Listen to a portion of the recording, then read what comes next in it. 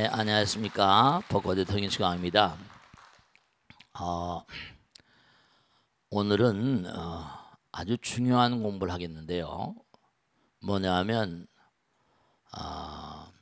불교와 요가와의 관계를 공부를 하는 가운데서 우리가 몇 가지 생각할 게 하나 있어요. 한번 생각해 보세요. 지구에 사는 인류가 지금 70억인데요. 2050년경이 되면 90억에서 100억이 된대요. 굉장히 빠른 속도로 늘어나고 있어요. 그럼 지구의 재화, 지구의 이런 자원이나 이런 것들이 어떻게 되겠어요? 쉽지 않은 상황이 될 가능성이 많아요. 거기다가 점점 사람들이 많아지면 예전엔 농촌 같은 데나 이런 데 시골길 걸으면 한적하고 뭔가 마음이 푸근하잖아요. 전 세계가 한 집처럼 돼 가지고 이제 전부 다 연결되고 컴퓨터다 뭐 스마트폰이다 해 가지고 여러 가지 변화가 있을 거예요. 그런데 과연 여러분들이 우리가 지금 알고 있는 문명은 이것이 뭐냐면 아무리 넋 잡아도 물론 지구 역사는 뭐 46억 년, 50억 년 그럽니다. 근데 우리가 알고 있는 티그리스, 유프라데스, 나일강 무슨 뭐 황허강 해가지고 이런 그 문명이 지금서부터 어느 정도 됐어요? 한 7천 년? 몇 천 년밖에 안 됐어요. 지구의 역사 가운데 우리 인류가 아는 그런 그 역사는 역사 시대 그래서 하는 건 7천 년 BC 5천 년 전. 그 전에는 전부 다 우린 신석기 시대 Old Stone Age 무슨 뭐 구석기 New Stone Age. 그러면 과연 몽고하니 그 이전엔 씻은 듯이 사라져 버렸으니까요. 근데 사실은 뭐냐면 우리가 지금 아까도 그런 말씀드렸습니다만 소크라테스 그런 얘기 있잖아요. 너 자신을 알라. 우리가 우리 자신을 잘 몰라요. 그리고 우리 개인조차도 가만히 보세요. 저는 가끔 그런 생각하는데 인류 자신을 잘 몰라. 인류는 누구인가? 원숭이에서 진화돼서 뭐 어쩌고 저쩌고 왔다. 우리가 살고 있는 이 문명이 인류 역사 이른바 말하면 지구의 역사 46억 년 가운데 한 7천 년 정도가 이게 다이겠냐? 이건 얘기가 안 되거든요. 그러니까 이제 그 이전의 어떤 그런 내용 같은 것들은 우리가 이른바 말하면 신화와 전설. 근데 중요한 건 오늘 얘기하는 내 가운데 이 마하바라타 얘기 언젠가 말씀했지만 요가라고 하는 게 우리 문명 이전에 있었던 거라는 거예요. 우리 문명. 그러니까 지금도 흔적도 없이 씻어져 내려간 무슨 모헨조다로 하라파 그전에 말씀드렸지만 모헨조다로 하라파라는 그런 도시에 보면 거기 탁이 나오거든요. 거기 보면 백구 쪽에 보면 요가는 신 크리슈나에 의해 태고 쪽부터 단계적으로 고귀한 현자들에게 알려지게 되었는데 태고 쪽에 언제인지 몰라요. 오랜 시간이 경과함에 따라 그 중요성이 세상에서 잊혀졌다. 이 마하바라타는 그 안에 바가바드 기타도 있고 학자들은 주로 뭐라고 얘기하는 거 아니? 이게 거기 107쪽 한 장만 다시 앞으로 와 보시면 거기 나오잖아요. 마하바라타가 수만 년 전에 고대 인도인들의 역사를 구전으로 전하고 있다고 얘기된다. 대서사시다 이게 다 나오죠. 대서사시. 그러니까 실제로 뭐냐면 이 요가라고 하는 게 뭐냐면 지금 문명 이전의 소산이다라고 얘기하는 학자들도 많이 있습니다. 거기 보면 거기 107쪽에 한번 보세요. 부처님은 인도 분이신데 과연 어떤 길을 따라 수행하셨는가? 부처님 어린 시절 출가하기 전에 명상을 하셨다고 나왔다. 경전에 다 나오는 거예요. 그런데 그 당시엔 부처님께서 불교라는 걸 세우지도 않았는데 그럼 뭐죠? 요가가 있었던 거지. 요가는 뭐라? 신인합이랴. 그러니까 신과 인간이 하나가 되는 그런 방법이 요가라니까. 수행이에요. 요즘에 무슨 뭐 요가 같은 거 뭐 방송에 나서 요가 같은 거 막 하고 그러지. 그러니까 요가가 무슨 미용 체조 같은 거로 되고 뭐 이런데 요가는 원래 수행 방법이다. 마음을 다스리는 거야. 그러니까 마음을 다스리지 않고 물론 운동을 부드럽게 하니까 마음도 다스려지겠지, 그지? 마음을 다스리는 것. 몸과 마음이 영혼과 하나가 되는 거예요. 왜냐? 우리 몸속에 영혼이 깃들어 있으니까. 우리 몸과 마음 속에 깃들어 있는 영혼을 뭐라? 체험시키는. 그래서 만들어진 게 요가라고요. 그러니까 우리 문명 이전의 사람들이 발견한 게 면면이 뭐라? 흘러내려오는 게 요가라니까. 부처님도 명상을 하시고. 그게 마하바라타. 거기 수행법의 근간은 신인합이랴. 신과 인간이 하나가 된다. 그러니까 바로 뭔가니 우리 불교는 뭐라? 신인합일이 아니라 뭐라? 성불이라고 얘기하지. 그러니까 부처님은 인도에서 나셨으니까 부처님께 가르침을 뒤에도 다 나옵니다만 가르침을 펼쳐준 무슨 제일 처음에 성이 바가바선인, 알랄라칼라마, 우드라칼라마 푸트라 이 세 스승이 뭔가니 그 당시에 인도의 최고가 왕자였잖아. 왕자 태자였는데 뭘 어딜 못 찾아가겠어요. 태자였었는데 그 당시에 인도의 최고가는 스승들이었다잖아요. 마하바라타가 수만 년 전에 고대 인도인들의 역사를 구전으로 전하고 있다고 얘기하는 서사시다. 그리스의 호머가 썼다는 오디세이와 일리아드를 능가하는 인도 고대 대장편 오디세이 일리아드는 게임도 안 돼. 그래서 이제 멀찌아 엘리아데라는 사람이 그 바가바드 기타는 그 일부입니다. 멀찌아 엘리아데가 이제 이 마하바라타에 대해서 연구를 많이 했습니다. 그래서 마하바라타 제7권에 있는 해탈법에 등장하는 요가 행법이 거기 있다. 그 이게 수만 년 전에 기록이 이른바 말하면 마하바라타라는 책은 이게 뭐냐면 구전으로 전해내려온 걸 이제 기록을 한 건데 여기 보면 정말로 참선 명상에 대한 얘기가 나오는 거야. 기가 막힌 거지. 아니 5,000년도 안 되고 7,000년도 안 된 이런 문명 신석기 구석기에서 나왔는데 7,000년 만에 이런 걸 어떻게 해? 여기 나오잖아요. 정말로 뭐냐면 참 말이죠. 신 크리슈나가 아까 얘기했죠, 그죠? 신 크리슈나가 그러니까 옛날에 다 내려오는 걸 우리가 다 잊어버린 거야. 하지 않으니까. 어떻게 그 태고의 과거에 우주의 구조를 손바닥 들여다보시 얘기할 수 있는가? 신이었기에 가능한던가? 우주법계 3계란 말 역시 마하바라 3계도사 4생자부 이게 다 마하바라타에 등장한다니까. 요가의 수행 이유를 인간은 행동에 저주받아 자기 행동을 잘못한 거야. 자신에게 처방된 행위들을 완수해만 한다. 자신이 처방된 행위는 업이지 업. 까르마 자신의 까르마를 이겨내기 위해 소멸시키기 위해서 신을 모방함으로써 배우라는 것이다.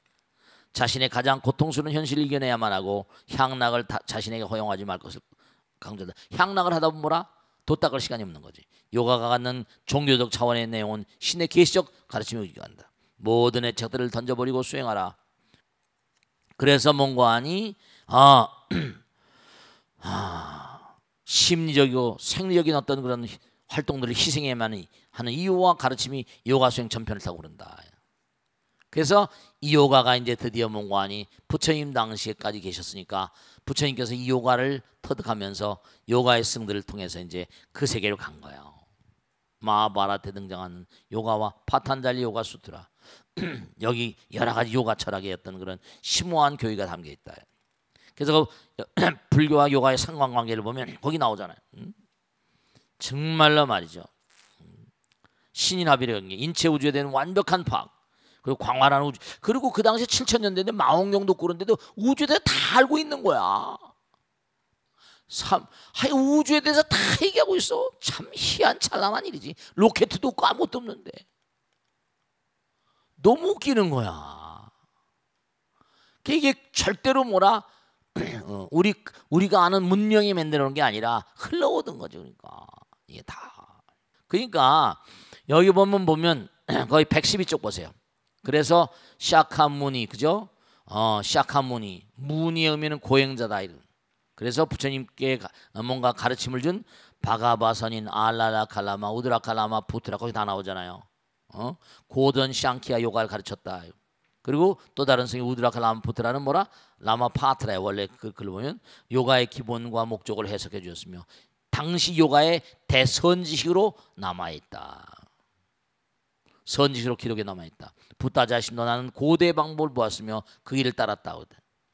그래서 부타는 인도의 요가 명상적 금욕적 전통을 수용해서 그것을 완성했으며, 그러니까 지금 요가가 뭐 건강 요가 같은 거지만 원래는 이게 뭐라 신이 되는 거야. 신이 되는 가르침입니다. 그러니까 무슨 뭐 신통이나 이런 걸 부처님께서 별로 좋아하진 않으셨는데 여기 다 나오잖아요. 요가의 뭐 신비적 신통을 크게 중요시하지 않았다 부처님께서. 부다가 요가를 공부했으면서 요가의 신비적 신통력을 크게 중요시하지 않았다. 빈들어온 자가 신통력 대해서 상을 받아오자 크게 질타했던 점이나 스스로 신통력을 중요시하지 않는다는 얘기를 여러 차례 했던 점들이 그를 대변하고 있다. 부처님의 관심 뭐라? 부다의 주된 관심은 중생의 고통 해결이었다. 그래서 이제 일상이 무한상, 한 모양이 무한하다. 무상한 모양이 없는 모양이 뭐라? 무한한 그런 모양을 가지고 있다. 이게 쭉 나오죠. 그래서 이제 뭐냐면 정말로 거기 다 나오죠. 옆에 페이지 보면 구원이란 추상적 이치에 있는 것이 아니다. 구체적이고 바른 실천에 있다고 했다. 신의 행증, 믿고 이해하고 실천을 옮겨서 자기 몸으로 증험을 해, 체험을 해봐라. 문사수증, 듣고 생각하고 수행을 해서 증득을 해라. 와 같이 진리는 투철한 신심 바탕으로 확실히 이해되어져야 하고 실천을 통한 체험해야만 한다고 강조했다. 네, 그래요. 그래서 여기 나오잖아요. 부탄 니르바나를 중시하고 증득하라. 그래서 대사 1번이면 대불연성이라 크게 한번 각성에 몸을 던져 죽는 거야. 몸을 죽을 각오라고. 그럼 부처님께서 나타나신다는 거야. 해탈과 열반이 해탈이 열반과 같은 의미로 쓰이는 점은 같은 사실을 해탈 열반 같은 거예요. 수도승로는 해탈 위에 불자가 되는 것이다. 선지식의 위치는 그래서 중요하며 아까 선지식 얘기했잖아. 선지식은 우리를 뭐라? 영혼의 길로 나가는 걸 자기가 몸으로 해봤잖아. 자기가 몸으로 해봤으니까 해탈에 대해 그를 통해 이 세상에서 뭐라? 극락을 깨달으며 범천과 함께 산다. 그래서 이제 이른바 말하면 깊은 곳에 들어가서 아사나 이른바 좌법 그렇게 다 나오잖아요. 아사나자를 취하고 명상에 들어갔다. 고의 세계를 번나서 니르바나의 세계에 태어나기 위해서. 초이경전에 보면 부다는 출가하기 전에 명상을 해야겠다고 했다. 29종의 모해와 65종의 학문의 제왕이니까 제왕 해박하는 공부는 거죠. 출가 후 승으로 찾아났던 바가바, 알라라 카라마, 우드라 카라마 파트라 등이 뭐 당대에는 뭐라 최고하는 여행자들이었다는 기록이 그를 말해준다. 넘기세요. 그래서 자꾸만 우리가 요가에 대해 공부하다 보면 뭐냐면 그러니까 이제 차크라란 말이 거기서 나오고, 그러니까 부처님 당시 이 몸에 대해서 완벽한 파악을 했는데 요즘에 선방에 이제 스님들은 얼마나 그런지 모르겠지. 자기 몸에 대해 잘 알아야 돼. 우리가 생각 하나하나 것도 좀 더 두뇌 좀 뇌공학에 대한 얘기를 많이 하잖아. 요즘에 무슨 뭐 알파고가 나온 말하면 뇌공학에 대해서 굉장히 많은 얘기하고 있어. 요가를 공부하다 보면 인체우주에 대한 해박한 통찰을 갖지 않을 수가 없다. 좌법인 아사나와 함께 인체우주에 대한 특별한 파악이 없었다면 어찌 부다가 될 수 있었겠는가. 부다는 항상 뭐라? 한 티끌 속에 우주가 있다고 하셨고 몸과 마음 자체가 우주라고 했다. 몸과 마음이 우주라는 거예요. 우리의 몸과 마음에 대한 투철한 파악이 선행되지 않고서는 그와 같은 가르침이 가능할 수가 없었다. 그래서 우리 몸을 소우주라고 불렀다. 소우주. 우리 몸에 우주의 어떤 근본적인 체성이 다 들어있어. 우리의 몸과 마음 가운데 부처님 계시고 우리의 몸이 부처님 계신 집이라고 한다면 인간과 신과 부탄 하나. 인간과 신과 부탄 하나. 그래서 제가 얘기했잖아요. 봐봐요. 엄마 아버지 있다 그랬지, 그지? 할아버지 할머니 있다 그랬지. 계속 올라가 봐봐. 몇 대죠? 수백 대죠. 그러면 그 중에 뭐라 여러분 선들 가운데 몇 대죠는 뭐 하늘 날아간 사람 있을 거 아니겠어? 그럼 근데 구경 궁극하면 두 분에서 생명이 나왔으니까 두 분을 뛰어넘으면 하나에서 나왔다 그랬잖아. 하나는 바로 뭐라? 무소부재 무소불능이 위대한 힘을 가진 자지. 거기 다 나오잖아. 그러니까 우리 몸과 마음 가운데 영혼이 들어있는 거예요. 몸과 마음 가운데 부처님이 계시고 우리 몸이 부처님 계신 집이라면 인간과 신부단 하나야 한다. 신이라고 불리면 베다 시대부터 내려온 당이다. 베다. 인체를 소주로 본 것도 베다의 가르침에 설명했다. 수행자는 요가 명상과 수행을 통해 인체가 우주와 하나를 뭔가 하나님을 선했던 것이다. 실현했던 것이다. 하타, 해태, 하타는 뭐라? 하는 해고 타는 달이다. 하타. 그래서 요가 자체가 인체와 우주의 합의를 도모했던 수행책이었다. 그래서 불가와 요가 인체 우주로 보겠습니다. 그 요가는 이른바 말하면 인체 우주 생리학이야. 인간이 어떻게 우주화되고 시되는가, 부처가 되는가? 그러면 이 몸이 도구지. 그 이 몸은 뭐라? 부처를 만드는 도구예요. 함부로 쓰면 안 되지. 그러니까 먹고 마시고 뭐 삼겹살이나 먹고 막 이래 가지고 되는 게 아니지. 쇠주나 마시고 말이지. 못 먹어 듣고 이거 아니야. 그런 거 하면 안 돼. 그러니까 아까도 얘기했지. 중요한 게 있다. 우리가 기도할 때 무슨 신묘장구 대다라이 남모라 단나다라 이거 많이 하지 않아, 그지? 뭐 약사래진원 뭐 광명진원 이런 거 많이 하잖아. 법신이런. 중요한 건 왜 그런가 하면 아까도 말씀드렸죠. 우리는 뭐라 본래 파동이니까 하나로 계속 일념으로 가면 진동 파동. 중요한 게 있다. 중요한 거다 이거. 아까 개향 정향 그랬어 안 그랬어? 개향 정향 했지? 중요한 게 뭔가 하면 진짜 중요한 거다. 아까 육향장자라고 그랬지. 육향 이거 잘 들어야 돼. 육이란 말이 주고받는다고 그랬지, 그지? 매매의 뜻이야. 향기는 파동이거든. 그럼 뭐냐면 지금도 여러분 어떻게 스마트폰에 뭐라? 전기가 들어오면 들어오면 내가 하잖아, 그지? 주고받는 거야.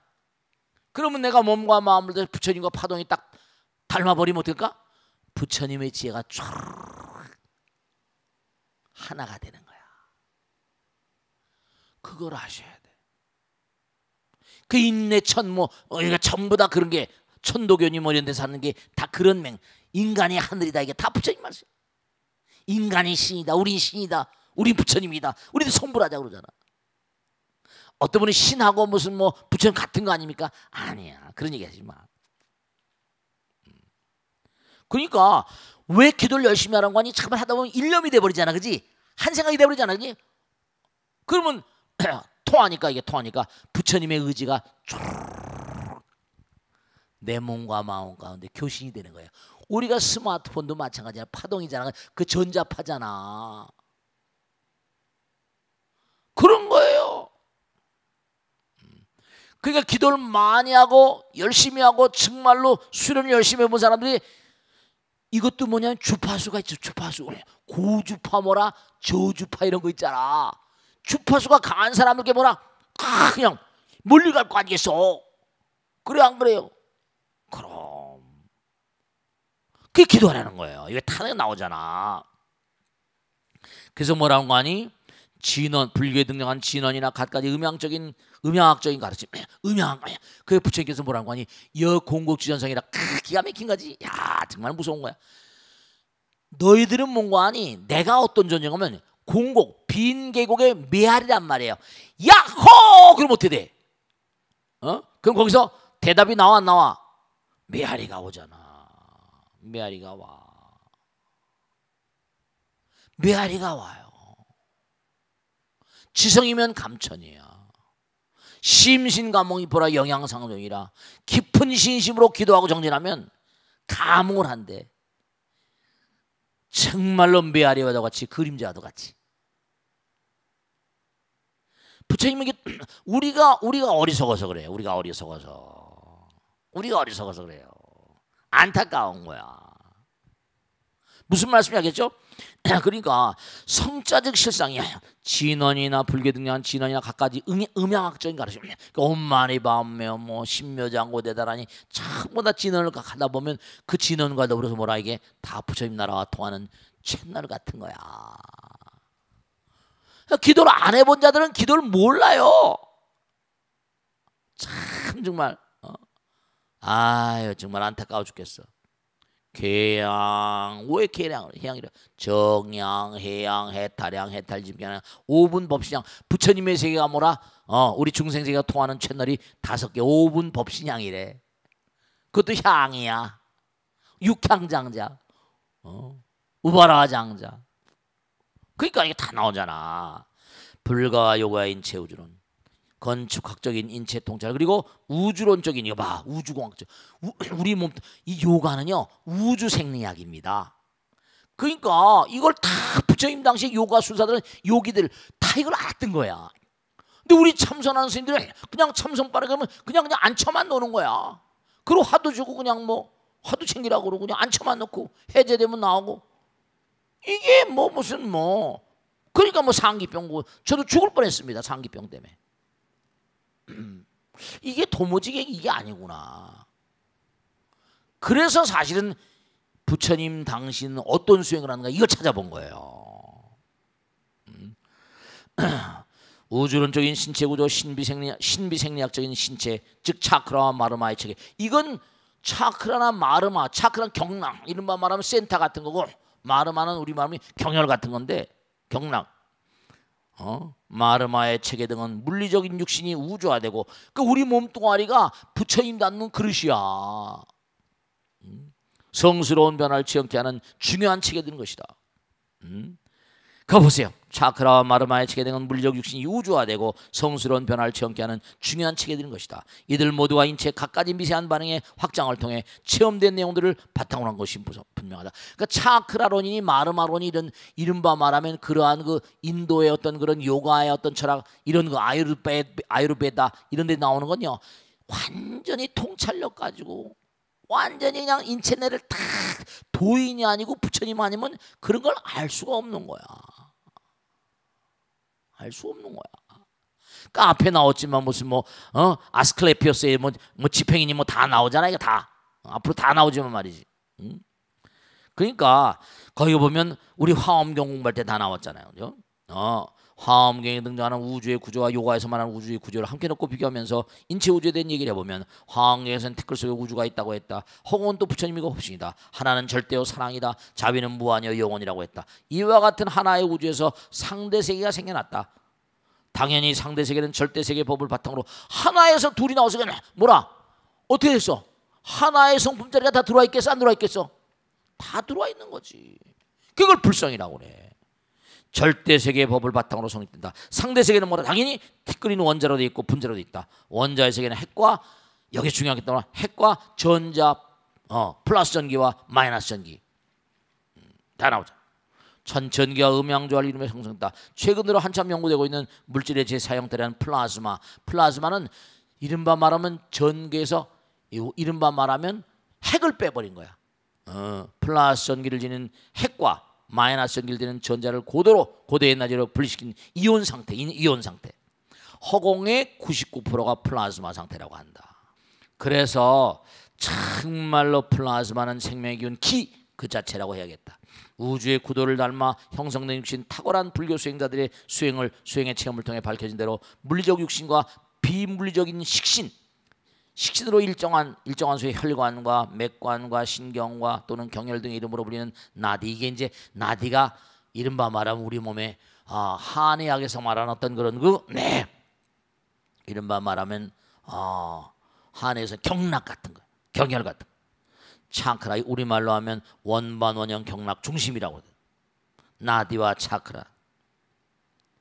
생명 에너지인 허공, 앞서 얘기한 대로 기와 플라즈마, 프라나 등으로 불리는 허공의 기운이 호흡의 형태로 이거 봐봐 나디를 통해 순환하며 우주 에너지. 그러니까 우리가 지금 살고 있는 건 우주 에너지가 이렇게 계속 돌고 있고 기능을 하는 거야. 100년 동안 여기 살 수 있다? 근데 만약에 이 기구가 더 이상 모든 게 다 낡아지잖아. 아무리 오래 살아도 100년도 못 살잖아. 그러면 이제 더 이상 여기 살 수가 없어. 그러니까 우리가 살고 있는 게 아니라 부처님이 살고 있는 거야. 근데 우리가 이 육신이라고 하는 껍데기 때문에 너 자신을 알려고 그러는데 자기 자신을 모르고 눈에 보이는 것만 진짜로 알고 있는 거지.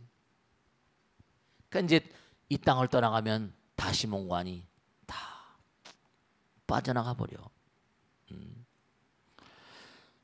허공의 기운이 호흡의 형태로 나디를 통해 순환하며 우주의 에너지는 쿤달리니가 차크라 속에 잠복되어 있다고 했다. 그래서 이제 인체 수미산이라 불리는 척출타고 7개의 차크라들이 자리하고 있으면 센터야. 나디라 불리는 인체 내 기의 통로 경혈입니다. 가장 중요한 이다 나디와 핑갈라 나디가 척추 좌우에, 여러분 척추 가운데 보면 양쪽에 좀 볼록 나온 데 있지, 쏙 들어간 데 있고 볼록 나온 데 있지, 양쪽에 그게 사실 통로입니다. 그래서 플러스 마이너스야. 그래서 전 이른바 중요한 걸 얘기해 줄게. 우리 몸 동아리는 이른바 중요한 거다. 배터리지, 배터리하고 똑같은 구조입니다. 배터리하고 똑같은, 우리 몸 자체의 구조가 배터리야. 그걸 아셔야 돼. 그래서 음과 양, 척추 좌우에 존재한다. 그래서 정말로 인도 요가 행자들과 불교 수행자들, 그 중교 수행자들이 한결같은 수행을 통해 밝혀낸 결과라고 볼 수 있다. 그래서 이제 몽고하니 이들 나디 중 수숨나 이다 핑갈라. 그래서 나디란 말은 혈자리인데요. 세 줄기를 따라서 각각 7만 2천 개, 도합 21만 6천 개 자리가 중요하다고. 21만 6천 개의 자리가 바로, 여러분 피부도 호흡하는 거 알아요, 몰라요? 피부도 호흡합니다. 피부도 다 기를 받아들입니다. 피부도 호흡해요. 눈, 귀, 코, 몸 등 백회열인 정수로부터 왼쪽 눈, 그러니까 오른쪽 왼쪽입니다. 그러니까 우리가 전부 다 쌍으로 돼 있잖아. 눈도 쌍이고 콧구멍도 둘이고 다들 쌍으로 돼 있잖아. 심장도 전부 다. 왜냐? 플러스 마이너스가 있거든. 플러스 마이너스 전기가 통하는 거야. 배터리. 그래서 뭔가 이게 정말 수행자들이 열린 눈으로 보면 비수행자들의 이거 중요한 게 나와요. 그러니까 수행을 오래 한 사람은 이게 다 통하니까 몸이 건강한 거야. 근데 비수행자들은 뭐라? 이게 막혀있는 부분이 너무나 많아. 그 막혀있는 부분이 많으니까 바로 침과 뜸. 한의학에선, 우리 한의원에서 뭔가하니 수행을 뭐 이렇게 얘기하는 게 아니라 이른바 말하면 침과 뜸과 약으로 고치려고 하는데 침뜸을 많이 쓰지. 근데 우리 수행자들은 뭐냐면 여기 나오잖아요. 수행자들의 열린 눈을 보면 비수행자의 나디들, 경혈자리는 혼타고 막혀 있어서 아사나와 프라나와 호흡법입니다. 무드라 등의 수행에 정화되어야 한다고 반복해 강조한다. 그래서 여기 쭉 나오는데 핑갈라는 숨, 공기를 운반하여 신체의 모든 기관들의 미묘한 에너지를 나눈다. 이들은 그러니까 중요한 건 뭐라?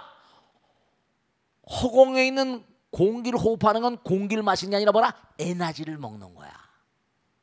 부처님 에너지를 먹는 겁니다. 부처님 에너지. 왜냐? 에너지는 영원하니까.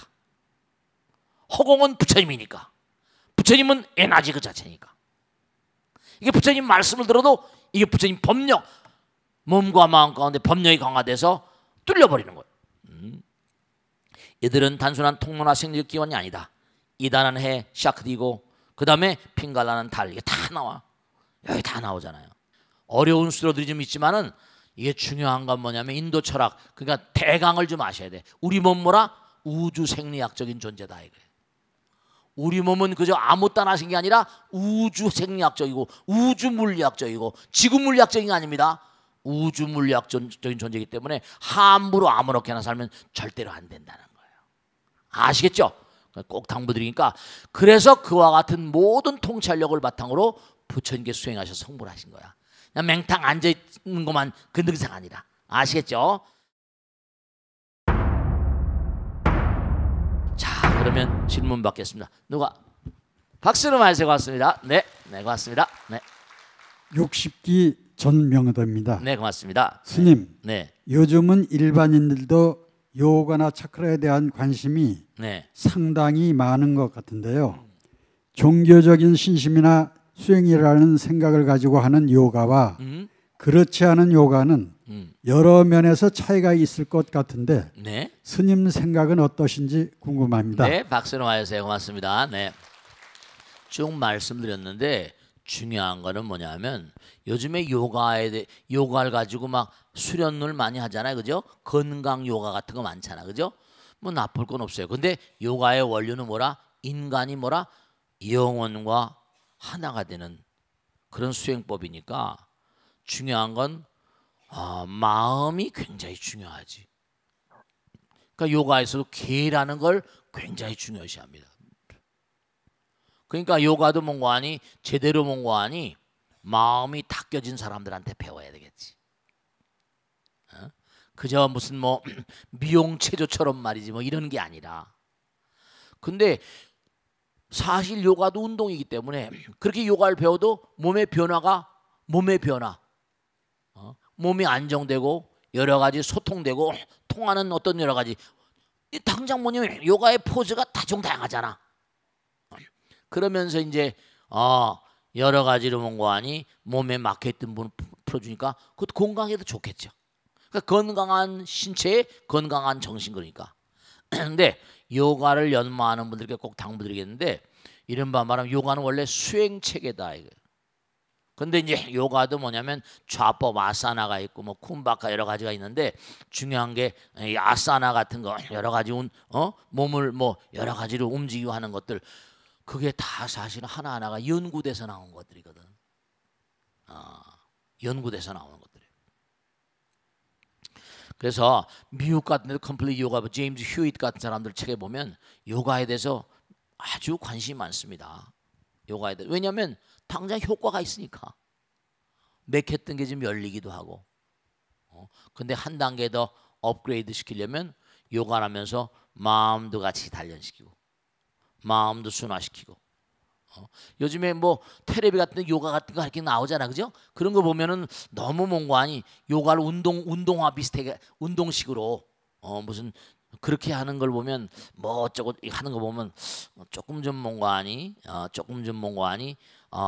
거기다 마음의 단련, 심신의 양면의 단련이 함께 가야 된다는 걸 꼭 말씀이고 요가는 원래 뭐라 인간이 신이 되는 가르침입니다.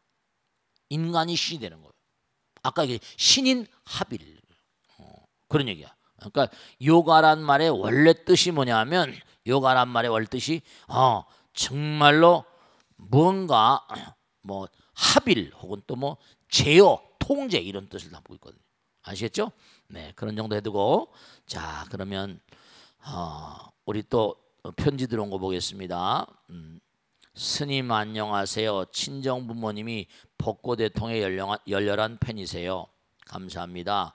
그래서 친정에 갈 때마다 보다가 이제는 제가 더 열심히 보고 있습니다. 저는 30대 초반으로 결혼한 지는 5년이 조금 못 되었고요. 동갑내기 남편과 3살짜리 아이를 함께 키우고 있는 주부이자 직장인입니다.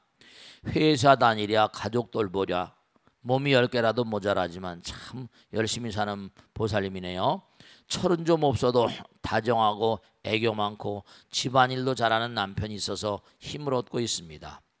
그런데 스님 저의 고민 역시 다름 아닌 제 남편입니다. 굉장히 밝고 농담도 잘하는 사람이 딱 한 가지 제가 질색하는 단점이 있는데요. 평소에 욕이나 비속어를 너무 많이 쓴다는 겁니다. 이 먼저 한 말씀은 욕이나 비속어를 많이 쓰는 분들은 커나온 배경을 좀 의심해야 됩니다. 억눌려 자라오거나 그러니까 뭔가 아니 스트레스가 쌓인 걸 그렇게 폭발시키기도 하는데 운전을 하다가 불쑥불쑥 끼어드는 난폭 운전자들한테 막말로 욕하는 건 기초 중에 기초고요.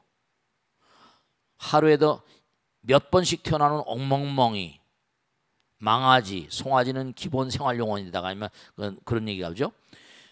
남자들이 학창시절에 자기들끼리나 쓸 법한 은어며 비속어들을 지금도 씁니다. 제가 싫다고 하지 말라고 펄펄 뛰니 그게 재밌어서 일부러 더하는 것 같기도 하고요. 회사에서 직장 상사들한테도 그런 말투 쓰냐고 하면 그분들도 쓴다며 남자들은 원래 그렇다는 식으로 대답을 합니다. 근데 이게 이분 하나만 더 말씀이면 이게 정말로 자식들이 배워요. 자식들이. 서울대학교 교수가 조사한 거 보면 아이들이 이렇게 욕을 잘한답니다. 그 조사를 해보니까 엄마 아버지들이 집에서 욕을 그렇게 많이 하는 거예요. 이게 애들 망치는 걸 잘 몰라 이 사람들이.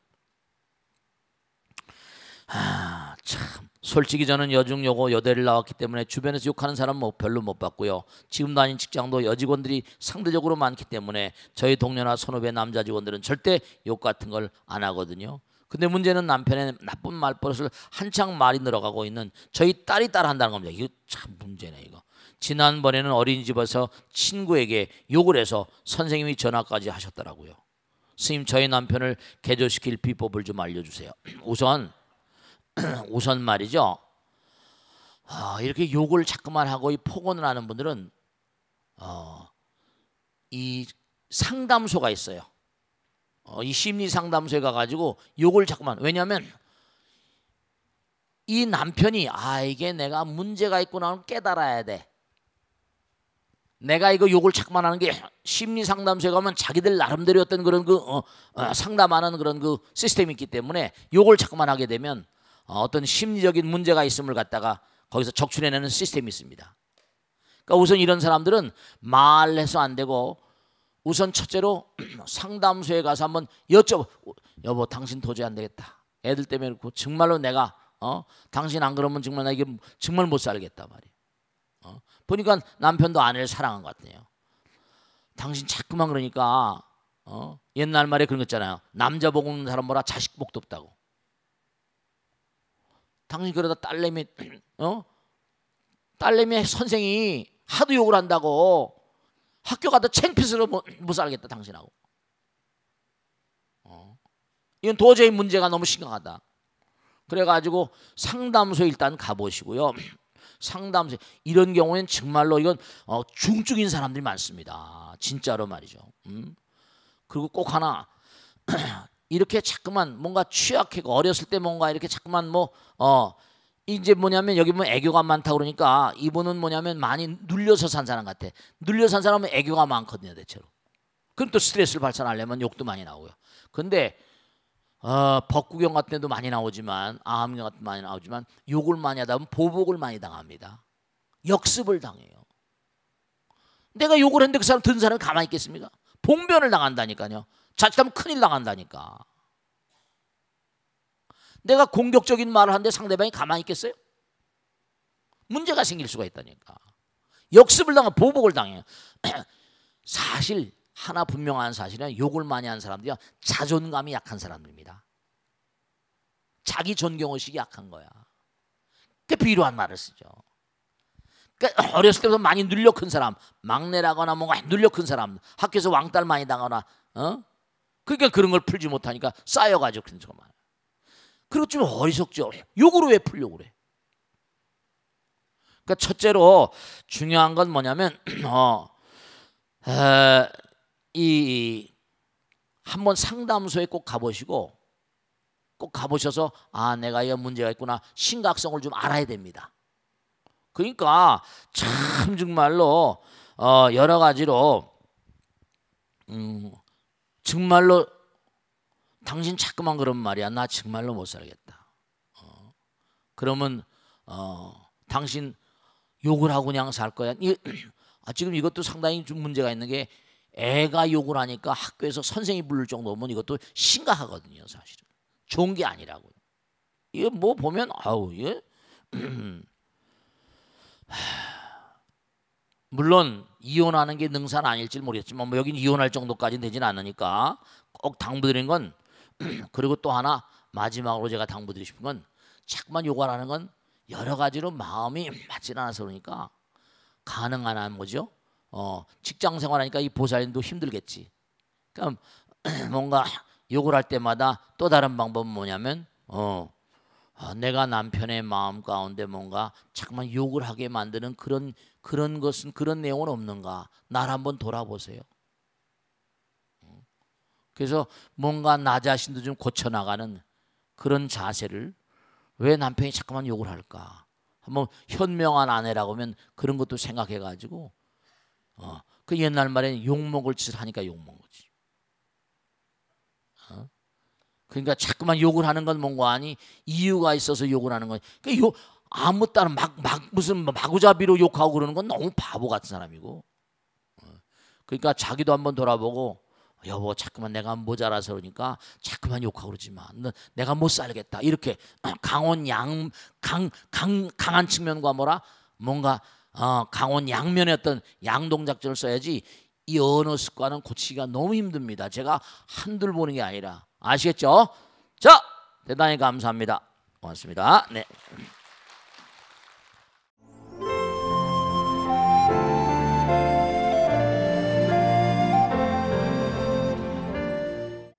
안녕하십니까? 지광스님과 함께하는 경전 이야기 시간입니다. 오늘은 증일 아함경 중에서 한 구절을 뽑았습니다. 부처님께서 말씀하셨습니다. 이 세상에 덧없는 복전으로서 섬기고 공경할 만한 7종류의 사람이 있으니 그대들은 잘 들으라. 사랑하는 마음을 가진 사람, 연민하는 마음을 가진 사람, 남을 기쁘게 하는 사람, 남을 보호하고 감싸는 사람, 마음을 비우고 집착하지 않는 사람, 부질없이 생각을 하지 않는 사람, 바라는 것이 없는 사람, 이들이 바로 섬기고 공경할 만한 7종류의 사람이니라. 그러므로 그대들은 나쁜 법과 친하지 말고 착한 것을 가까이 하고 정법의 모임에 항상 함께 하도록 하라. 악에 물든 사람과 가까이 하면 자신은 악행을 하지 않아도 비난과 비웃음이 뒤를 따르고 좋지 않은 이름이 밤낮으로 퍼지리라. 네, 이 세상에 많고 많은 분들이 삶을 같이 살아가고 있습니다. 근데 다 똑같이 살고 있지만 마음들이 다 다릅니다. 그러니까 부처님께서 이 세상에 보탬이 되는 사람들과 이 세상에 보탬이 되지 않는 사람들을 얘기하고 있지 않습니까? 그러니까 이 세상은 만중생이 함께 사니까 공동 운명체 같잖아요. 우리가 세상을 살면서 항상 중요한 것은 뭐냐면 이 세상에 의미로운 사람들, 결국 우리가 어렸을 때 항상 듣는 얘기가 뭡니까? 훌륭한 사람이 되려. 누가 훌륭한 사람입니까? 훌륭한 사람들은 정말로 이 세상에 의미로운 사람들이죠. 네, 그러니까 근묵자억이라 부정적인 마음을 가진 사람을 친하게 되면 먹을 가까이 하는 사람들은 자기도 거머지잖아요. 그죠? 네, 그렇습니다. 착한 법을 가까이 하고 자꾸만 법당에 이 법우들의 모임에 자꾸만 같이 앉아서 법을 얘기해야 된다. 법은 바로 뭐냐? 하나로 만드는 위대한 힘이니까요. 항상 그러니까 부처님의 법과 가까이 하고 법우들을 가까이 하고 부처님 가까이 하는 분들은 부처님께 영원히 칭찬받는 사람들입니다. 네, 오늘 여기서 마치겠습니다. 성불하십시오.